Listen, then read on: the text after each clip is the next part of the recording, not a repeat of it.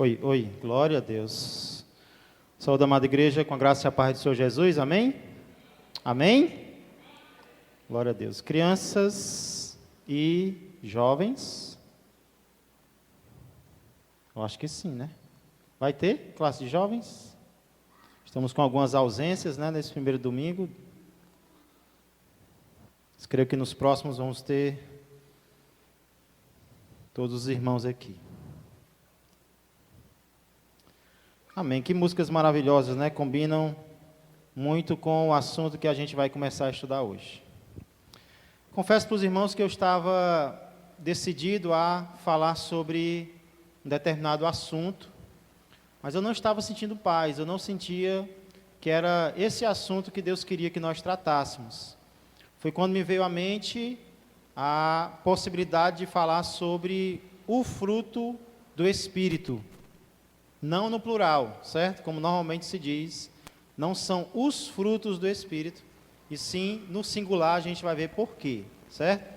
Mas me veio essa ideia de falar sobre o fruto do Espírito nesse novo trimestre, nesse terceiro trimestre do ano, e eu confesso para vocês que a paz foi imediata. Eu tive a convicção de que era isso que Deus queria que nós tratássemos durante esses 3 meses, e eu estou muito empolgado, eu creio que vai ser muito edificante, Deus vai falar muito aos nossos corações. Então, eu já peço que você abra a palavra de Deus na Epístola de Paulo aos Gálatas. Carta de Paulo aos Gálatas, ou seja, aqueles que moravam na Galácia, não na galáxia, certo? Na Galácia. Gálatas vem depois de Gênesis e antes de Apocalipse. Não, vem antes de 2 Coríntios, certo?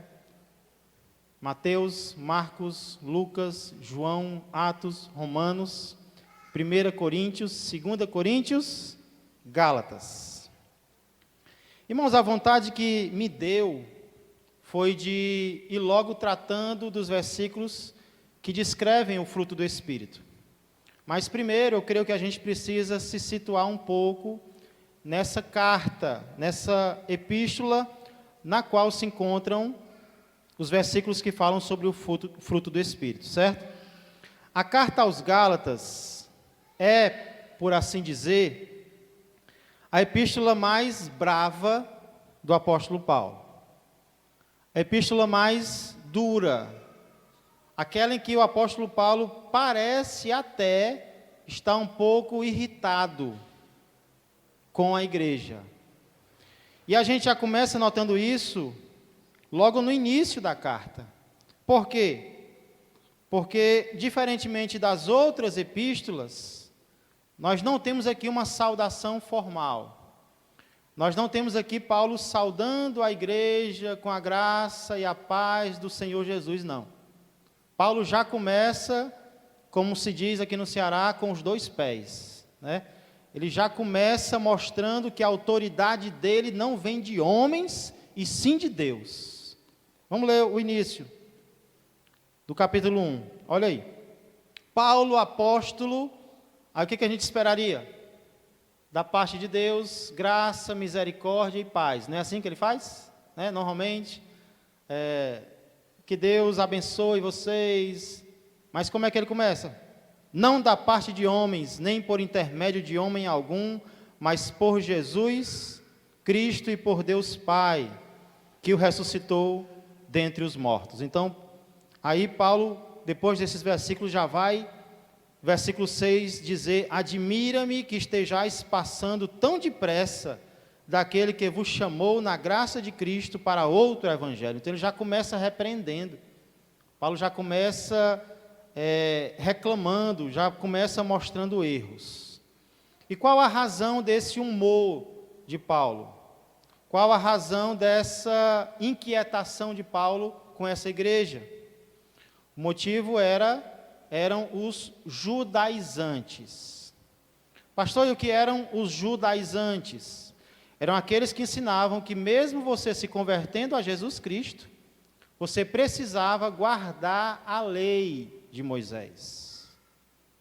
Então eles iam nas igrejas cristãs e ensinavam, olha, se vocês não se circuncidarem, se vocês não guardarem o sábado, se vocês não guardarem a lei, vocês não vão ser salvos. Só através de Jesus não existe salvação. Era o que os judaizantes ensinavam. E a igreja da Galácia estava seguindo isso. Estava achando que só Jesus não é suficiente para salvar. Eu tenho que praticar a lei do Antigo Testamento também.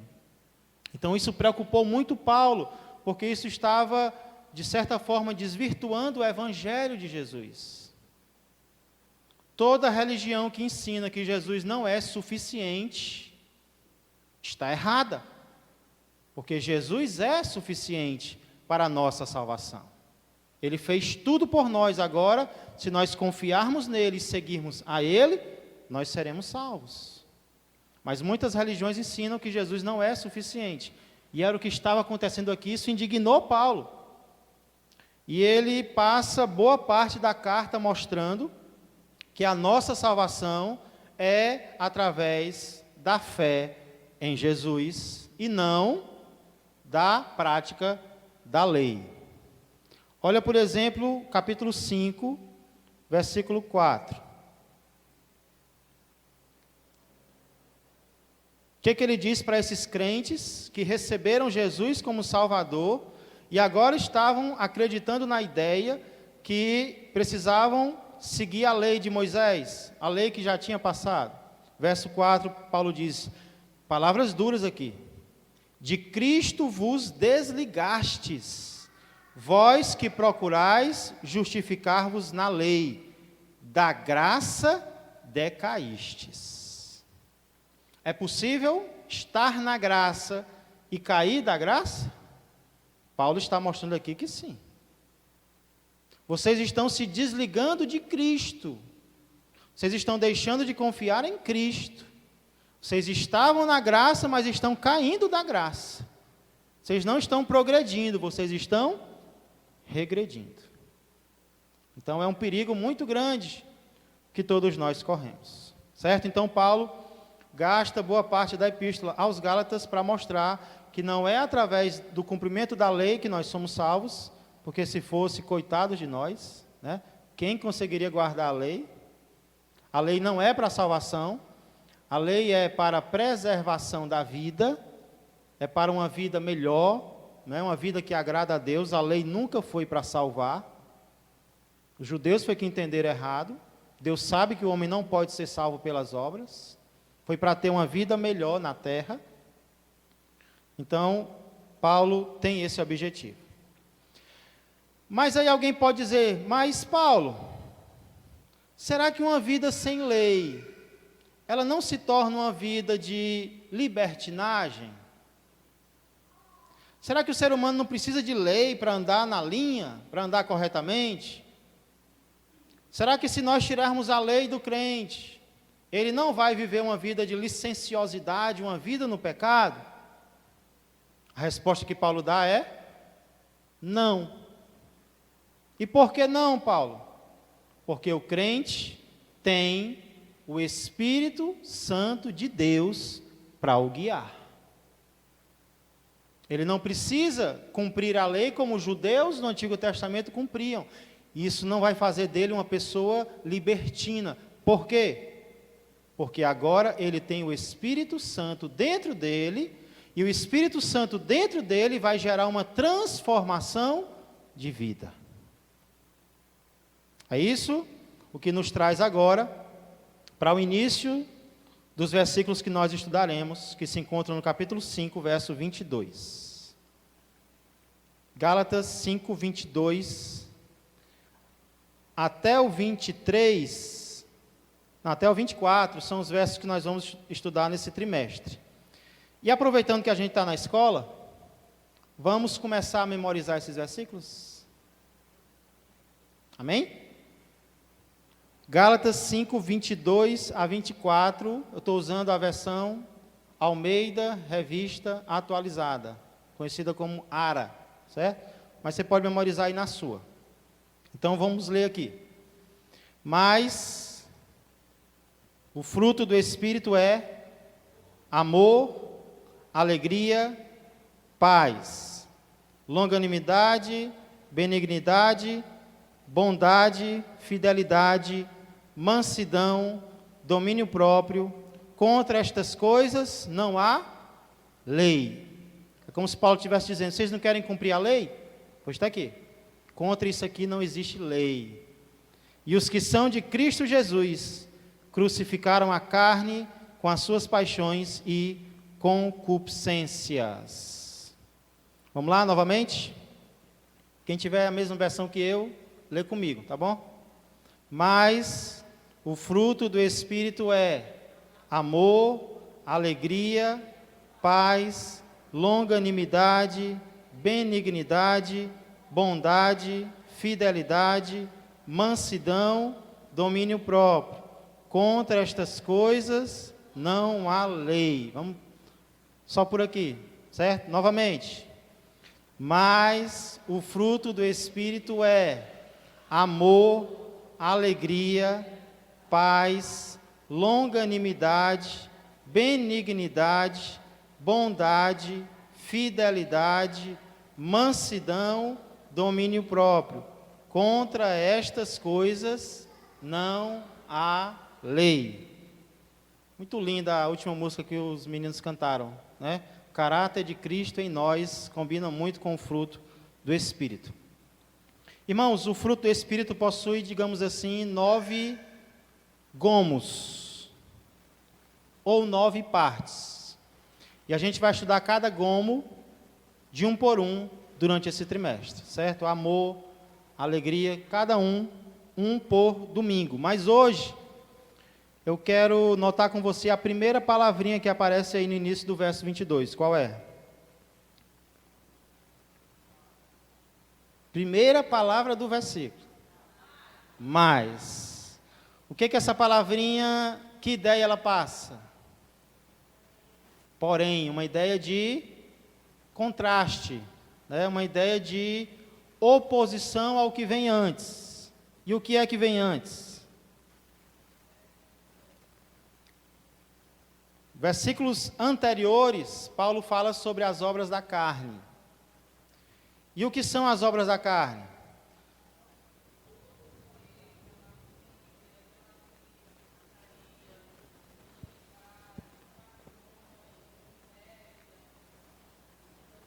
É tanta coisa, né? Irmãos, nos versos 22 e 23 que nós estamos memorizando, Paulo vai mostrar o que acontece quando nós permitimos que o Espírito Santo nos guie. Ele vai gerar em nós um fruto, certo? Mas antes de mostrar o que acontece quando permitimos que o Espírito nos guie, Paulo mostra o que acontece quando nós não permitimos que o Espírito Santo nos guie. Quando não é o Espírito Santo que me guia, é a carne que me controla. E quando a carne me controla, ela produz obras, ela produz resultados. E são esses resultados que Paulo cita aqui. Ele cita somente 15. Somente 15. E esses 15 estão divididos em 4 grupos. Paulo cita obras relacionadas ao sexo, relacionadas à adoração, relacionadas à comunhão e relacionadas aos exageros. Vamos ver primeiro as obras que Paulo cita relacionadas ao sexo. São 3. Quais são elas? Prostituição, impureza, lascívia. Vamos parando para pensar aqui rapidamente. Nós conseguimos contar nos dedos quantas tentações relacionadas ao sexo a Bíblia cita? São ou não são muitas? Por exemplo, nós temos fornicação, nós temos o adultério, nós temos o bestialismo, que é a relação sexual com animais, a Bíblia fala sobre isso, tem gente que pratica. Nós temos o incesto, que é a relação entre pessoas da mesma família. Nós temos o homossexualismo, masculino e feminino. ativo e passivo, a masturbação, a pornografia, a prostituição. Irmãos, são de pensamentos, de palavras. Então, só aqui Paulo vai citar 3. São 3 palavras que abordam o mesmo pecado em níveis diferentes, né? Então, primeiro, prostituição. Eu vou citar a palavra grega, que é porneia. Porneia lembra o que em português? Pornografia. E era uma palavra usada para vários tipos de relação sexual ilícita. Ilícita porque não era praticada entre marido e esposa. Então, tudo aquilo que não era praticado entre marido e esposa é prostituição, porneia, é algo ilícito. Segunda que Paulo cita, impureza, acartárcia, que significa sujeira, imundície. E é isso que o pecado de imoralidade faz com o nosso corpo, ele suja, ele torna impuro. Ele cita também lascívia, azelgueia, que é uma libertinagem, uma sensualidade. Quando a pessoa tem lascívia, ela transmite sensualidade em tudo que faz. Transmite sensualidade no olhar, transmite sensualidade no andar, transmite sensualidade em tudo. Então, lascívia seria uma forma de viver. A pessoa ali é lasciva. Por quê? Porque ela transmite imoralidade em tudo que ela faz, né? Nas roupas, nos olhares, em tudo. Você olha para a pessoa e você já lembra de lascívia, né? Irmãos, por que Paulo fala sobre esse grupo logo no início? Porque esse é o primeiro grupo. Ele poderia ter citado outro, né? Adoração. Mas por que ele cita esse? Vocês não sabem? Também não. Não, eu não sei, Paulo não diz, mas eu acho que é porque era o pecado mais frequente na época de Paulo. E talvez seja o pecado mais frequente na nossa época também, né? Eu acho que não tem nenhum de nós que não é tentado em algum tipo de imoralidade. Eu acho que não existe nenhum ser humano que não é tentado, né? A gente ouve falar, inclusive, de mulheres, como algumas mulheres começaram na prostituição. Muitas delas vão dizer que foi por causa da condição financeira, né? Então, alguns, não é nem o corpo em si, mas a condição financeira. Outro vai ser o abandono de alguém. Outro vai ser realmente a facilidade. Mas eu acho que todos nós somos tentados. Não devemos cair, mas somos tentados de algum tipo de imoralidade, né? Talvez por isso Paulo cita em primeiro lugar. Segundo grupo, são as obras da carne relacionadas à adoração. E é interessante, irmãos, porque na Bíblia, imoralidade e idolatria andam de mãos dadas. Normalmente uma levava a outra, porque os pagãos eram idólatras e eles praticavam a religião deles relacionada ao sexo. No templo em Corinto, dizem os historiadores que haviam 1000 prostitutas cultuais. Então a adoração era praticada em meio ao sexo. Eu não sei se hoje ainda tem isso em algumas religiões, mas eu acredito que sim, né? Infelizmente. Então na Bíblia, imoralidade e idolatria estão muito associadas. Então qual a primeira obra que ele cita em relação à adoração? Verso 20. Idolatria, eidololatria, que traduzindo é adoração de ídolos. Quando a gente pensa em ídolo, a gente pensa logo em quê? Imagem, né? Eita, aquela igreja ali é a igreja idólatra. Mas, irmãos, ídolo na Bíblia é muito mais do que imagem. Ídolo na Bíblia é tudo aquilo que toma o lugar de Deus na minha vida. É por isso que escrevendo para crentes, o apóstolo João diz, fugir da idolatria. Mas crente não adora imagem, não. Mas todos nós somos tentados a colocar algo ou alguém no lugar de Deus na nossa vida. E algo que o próprio Paulo chama de idolatria, em Colossenses 3 e 5, é a avareza. O amor ao dinheiro é uma idolatria. O dinheiro pode ser um Deus na vida de qualquer pessoa, né? O dinheiro pode afastar alguém de Deus. É por isso que Jesus diz, ninguém pode servir a dois senhores. Ele está falando de quem ali? Deus e o dinheiro. Interessante, o próprio Jesus chama o dinheiro de Senhor. O Senhor é aquele que controla a vida. Tem ou não tem gente hoje controlada pelo dinheiro? O horário é controlado pelo dinheiro. Os lugares são controlados pelo dinheiro. Até as companhias de alguém, quem controla é o dinheiro, né? Quem tem muito anda com quem tem muito. Nós andamos juntos, né? Mas é exatamente assim. Então, cuidado para não permitir que ninguém ou algo tome o lugar de Deus na tua vida. Aí ele cita feitiçarias. Interessante essa palavra feitiçarias.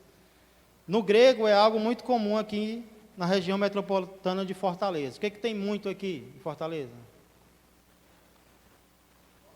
Droga, mas no grego é farmaqueia.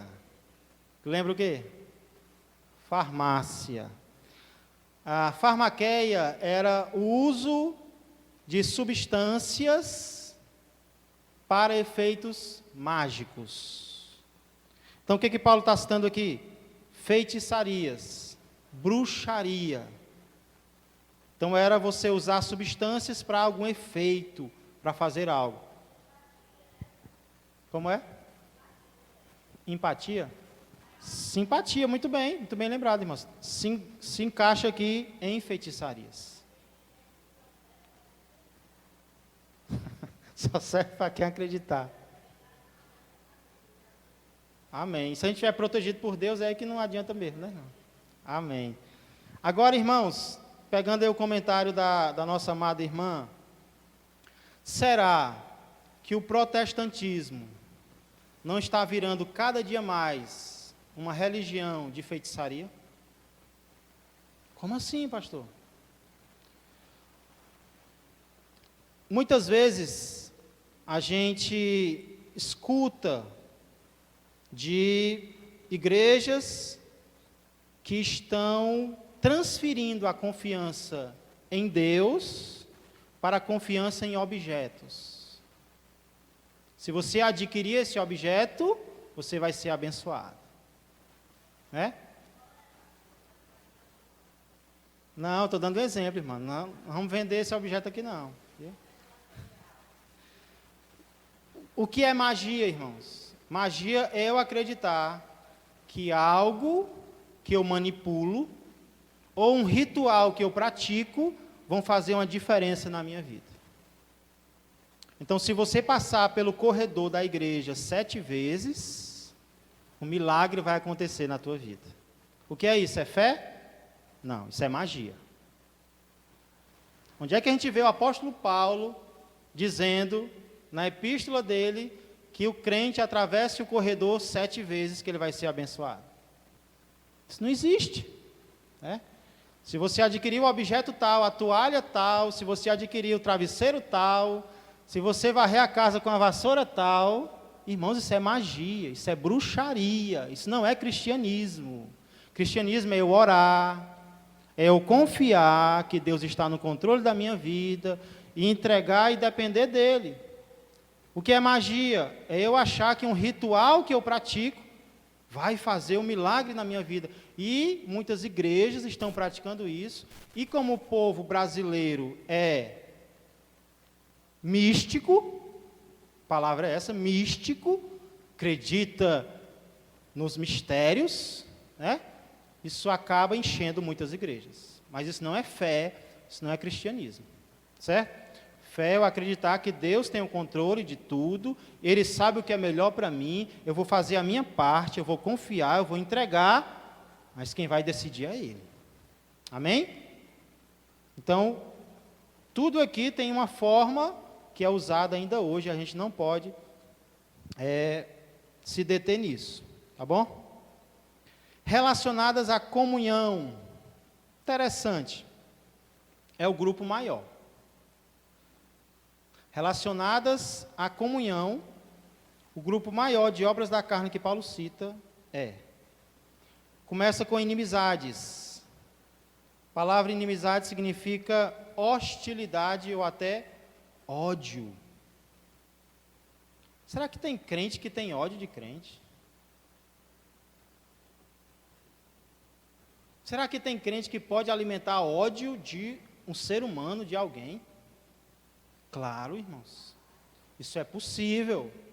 Não pode, não deve, mas acaba acontecendo, né? Essa palavra é usada para inimizade entre países, Brasil e Argentina, por exemplo, né? Classes e até pessoas. Qual é a próxima? Porfias, no grego, Eris. Inclusive, Eris era, na mitologia grega, a deusa da contenda, a deusa da rivalidade. No grego tem até a deusa da contenda, já pensou? Deusa da contenda, discórdia. Depois, ciúmes, no grego, zeilos, já falar sobre isso. Depois, iras. Iras aqui são explosões de raiva, né? Aquela raiva quando você explode, e aí você joga as coisas na parede, então você bate em alguém, e aí são iras. Isso não significa, irmão, que toda ira é pecaminosa. O próprio apóstolo Paulo se irou contra o mal, se irou contra os demônios. Então tem ira que é santa, mas cuidado, viu? Cuidado com a ira santa. Cuidado para não confundir, né? Não, estou com a ira santa aqui, não. Nem toda ira é santa, certo? Mas algumas podem ser. Jogava? Quebrou muita xícara, hein, irmã? Hoje não, né? Muitos pratos. Quando eu era adolescente para jovem, eu saía esmurrando a casa, né? Quando eu tinha raiva, eu saía esmurrando. Aí, só quem sofria era eu, né? Doía era a minha mão. Hoje eu não faço mais essa besteira, né? Aí depois tinha que pagar, né? Eu já vi pessoas passando no meio da rua, tacando televisão no chão, aí taca a bicicleta, aí depois se acalma, aí vai ter que comprar uma televisão nova e consertar a bicicleta, né? Não adianta de nada. A ira não traz benefício nenhum. Discórdias, que são demonstrações egoístas de ambição, e dissensões. Essa palavra dissensão, irmãos, ela significa cortar em dois, dividir. E é algo muito comum no meio protestante, né? No meio evangélico, são as divisões muitas vezes por besteira. Um que é a cor da igreja amarela, o outro que é azul. Vixe, não dá. Vamos agora nos separar, né? Porque um quer a igreja de uma cor, outro quer da outra. Aí, infelizmente, às vezes é por besteira mesmo. Facções, palavra muito conhecida aqui no Ceará.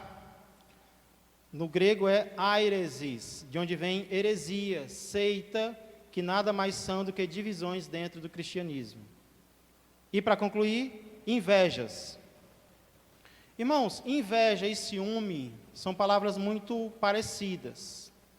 Qual a diferença entre elas? Ciúme é o apego àquilo que eu acho que é meu. É o medo de perder aquilo que eu acho que é meu. Às vezes nem é, né? Às vezes a gente tem ciúme do que nem é nosso. A gente acha que é nosso, já fica com ciúme. E a inveja? A inveja é o apego àquilo que é dos outros.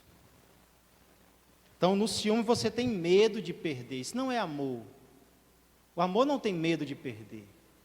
O amor quer acrescentar algo ao outro. E não medo de perder o outro. Claro que a gente tem que ter cuidado, zelo com o que é nosso, né? Mas o ciúme é aquela possessão. Não, esse lugar aqui é meu. Não, essa posição aqui é minha. Essa pessoa aqui, ninguém pode nem olhar para ele ou para ela, né? Isso é ciúme, e muitas vezes doentio. Já a inveja é olhar para o que o outro tem e dizer, não, era para ser meu, era para ser minha. Alguém que na Bíblia teve muita inveja e ciúme ao mesmo tempo foi Saul, o rei de Israel, né? Em relação a Davi, tinha ciúme de Davi, tinha inveja de Davi, é uma obra da carne. Caim, exatamente. Já tiveram inveja do seu cabelo, ainda bem que não caiu, né, irmã? Inveja, olho gordo.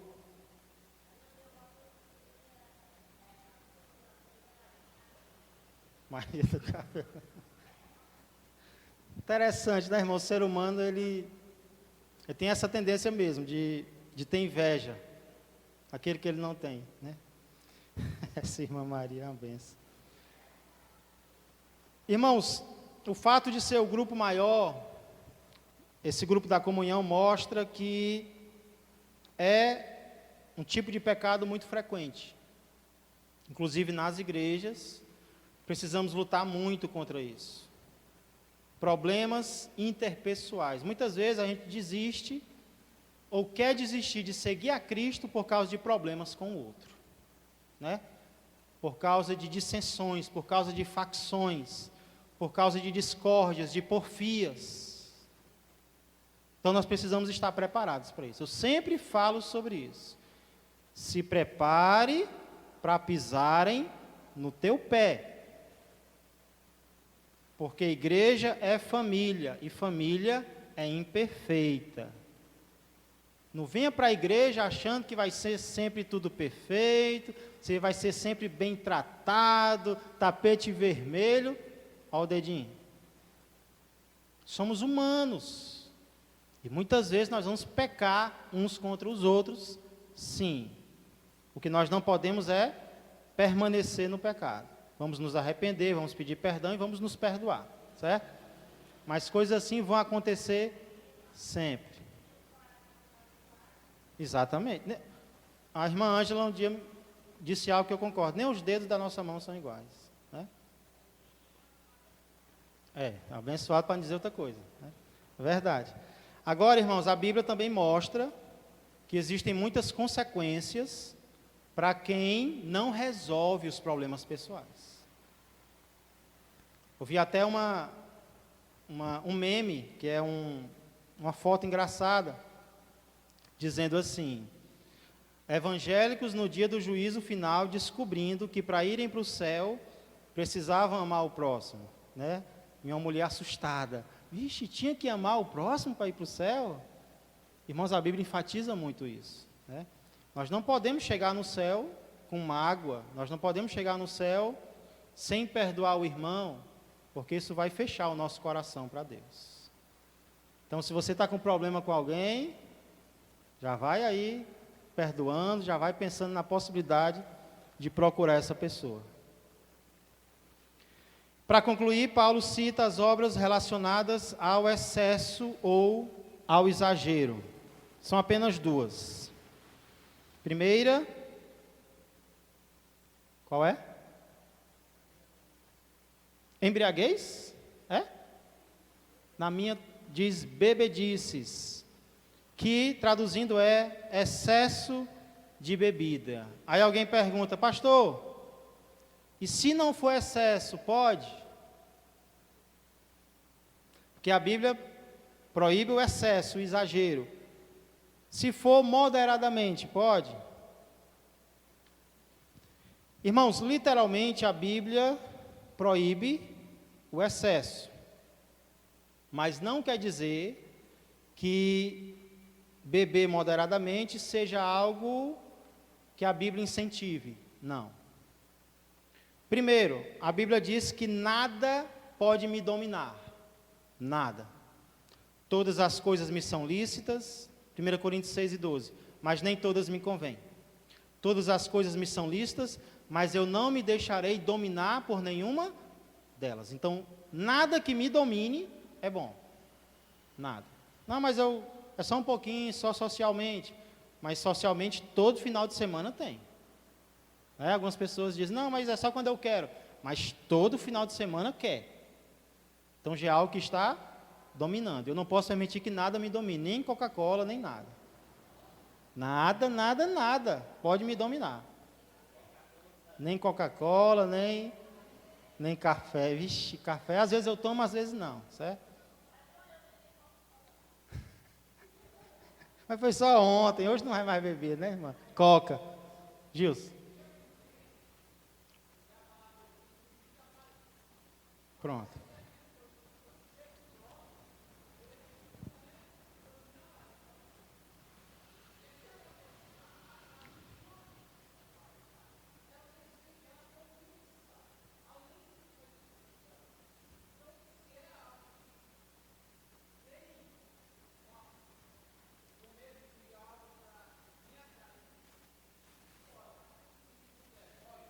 Tudo bem. Então, o primeiro é eu não permitir que nada me domine. O segundo cuidado que eu tenho que ter é não permitir que a consciência de alguém se escandalize. E isso é muito forte. A bebida é algo muito forte nesse sentido, porque vai escandalizar alguém. Então, não é uma questão de, mas a Bíblia não proíbe, então eu posso. Não é por aí, não. Você tem que ter cuidado, primeiramente, de não ser dominado, e segundo, de não escandalizar ninguém. Ok? Eu sei que no Rio Grande do Sul, isso é muito normal, né? Faz parte da cultura deles. Na Alemanha também, mas nós temos que ter muito cuidado com a cultura na qual nós estamos. Precisamos dar bom testemunho sempre, certo? E a última, glutonaria. Como é que está na versão de vocês? Alguém tem uma versão diferente? Orgias. Por que orgias, irmãos? Porque na época de Paulo, normalmente as comilanças vinham misturadas com relacionamento sexual. É muito comum, é como nos dias de hoje.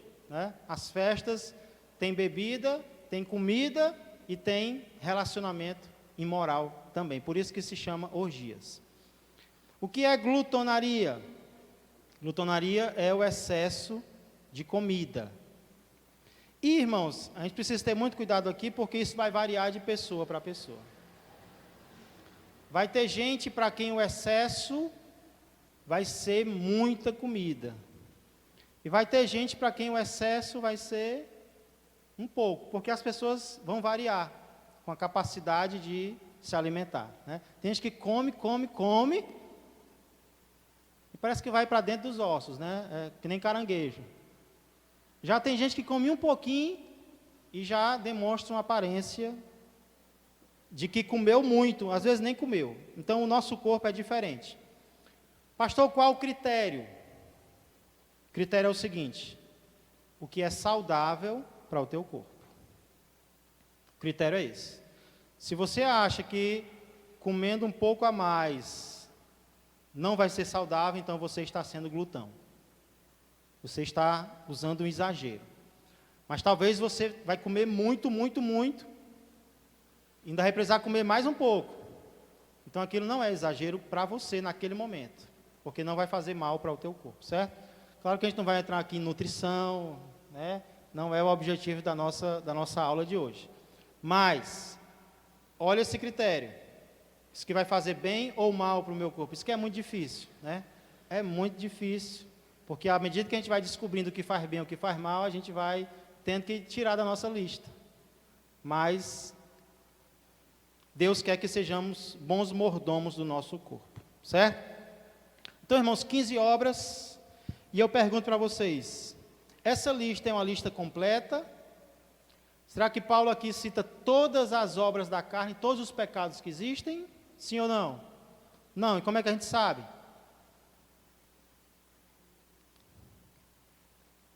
Ele diz no verso 21, e coisas semelhantes a estas, ou seja, existem muitas outras obras da carne, existem muitos outros pecados. Paulo está dando aqui apenas exemplos de alguns que existem, certo?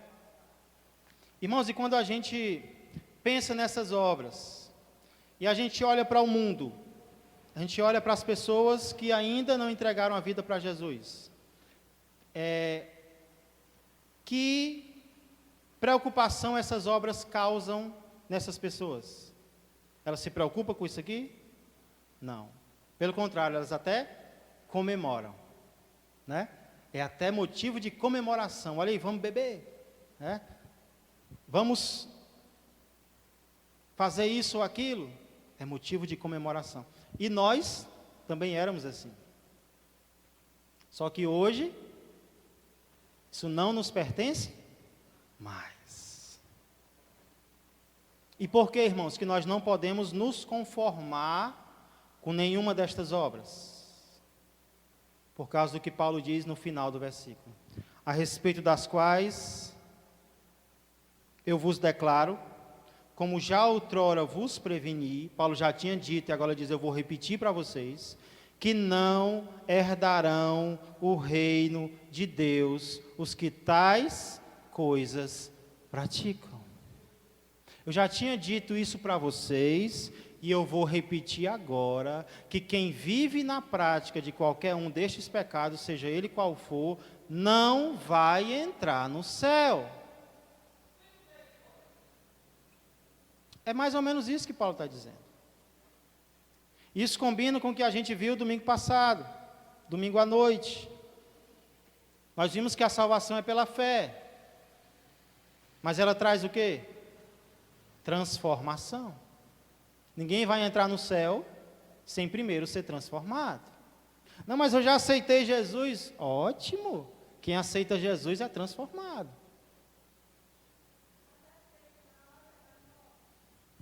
Aí já houve uma transformação, irmão.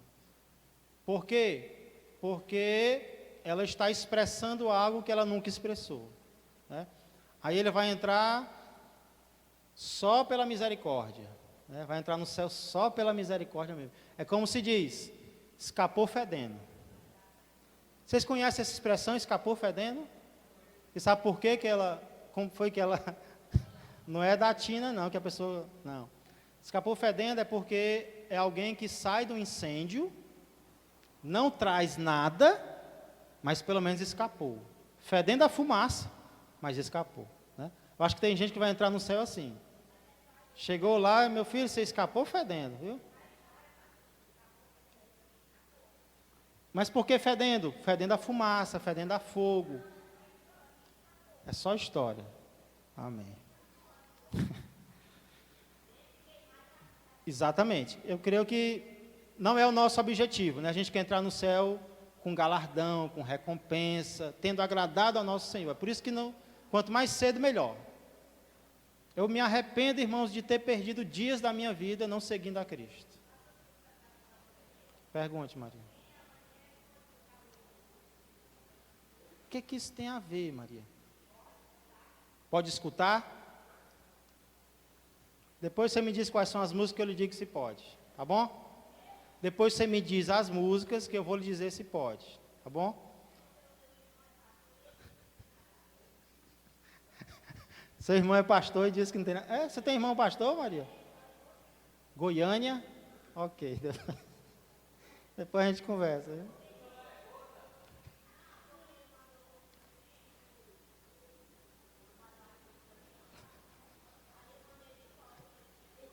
O vídeo do Amado Batista.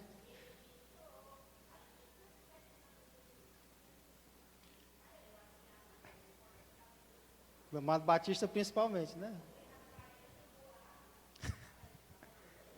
Verdade. Verdade, é verdade. Depois a gente conversa pessoalmente sobre isso. Boa pergunta, viu, Maria? Boa pergunta. Mas, oi. Não, né? A questão aí vai depender muito também das letras. Mas a gente conversa melhor depois. Irmãos, tendo mostrado hoje as consequências de quem é guiado pela carne, nos versos seguintes, Paulo vai mostrar as consequências de quem é guiado pelo Espírito. E é aí que a gente vai se deter em cada uma daquelas características, certo? Antes eu queria que você baixasse a sua cabeça e você refletisse nas seguintes perguntas. Em quais dessas áreas você está sendo mais tentado? Nas obras relacionadas ao sexo, à adoração, à comunhão, ao exagero ou outro pecado que o Espírito Santo esteja trazendo ao teu coração agora? Em que áreas você tem sido mais tentado ou mais tentado? Em quais destas você tem sido vitorioso ou vitoriosa? E por que você tem sido? O que é que tem te feito vencer para você continuar fazendo? Você tem se afastado de algumas pessoas, isso tem te dado vitória. Você tem se aproximado de algumas pessoas. O que é que tem te ajudado a vencer? Para concluir, será que em alguma destas obras você tem sido derrotado ou derrotada recentemente? Se sim, por quê? Será que é alguma pessoa que está te influenciando? Será que é algum ambiente no qual você não deveria estar? Será que é alguma prática que está te levando ao pecado? O que você pode fazer para vencer daqui para frente? Pai amado, Pai querido, obrigado pela Tua palavra, Senhor, que é qual espelho, na qual nós podemos enxergar a nossa natureza, a nossa realidade. Pai, muito obrigado por não nos iludir, por não nos enganar, mas ser realista a respeito de nós mesmos, Deus. Nós estudamos hoje áreas, celas, nas quais nós somos tentados a ficar presos, Deus. Mas nós cremos no poder do Evangelho. Nós cremos no poder do nosso Senhor e Salvador Jesus Cristo, que se colocarmos a nossa fé nele e fizermos a nossa parte, Pai, nós seremos vencedores. Então, que o Teu Espírito Santo já nos ajude a detectarmos áreas nas quais estamos vencendo e podemos continuar vencendo, Pai. Também a detectarmos áreas nas quais nós estamos sendo derrotados ou caminhando para ser e tomarmos providências, Senhor, para pararmos isso, para interrompermos este processo, porque não é da Tua vontade. O pecado é prazeroso no momento, mas nos afasta do Senhor e nos afasta do reino dos céus. Então, muito obrigado por esta palavra. Continua falando aos nossos corações. Abençoa os irmãos que estão voltando de viagem hoje. Que o Senhor os proteja. E também aqueles, Pai, que só voltarão depois. É o que nós pedimos e agradecemos. Em nome de Jesus Cristo. Amém e amém. Glória a Deus. Que a graça do Senhor Jesus, que o amor do Pai e que a comunhão do Espírito Santo permaneçam e cresçam mais e mais na vida e na família de todos vós. Até a noite, se Deus quiser. Quem puder trazer o alimento, o quilo do amor, traga. Lembrando que hoje também é culto de ceia. Glória a Deus.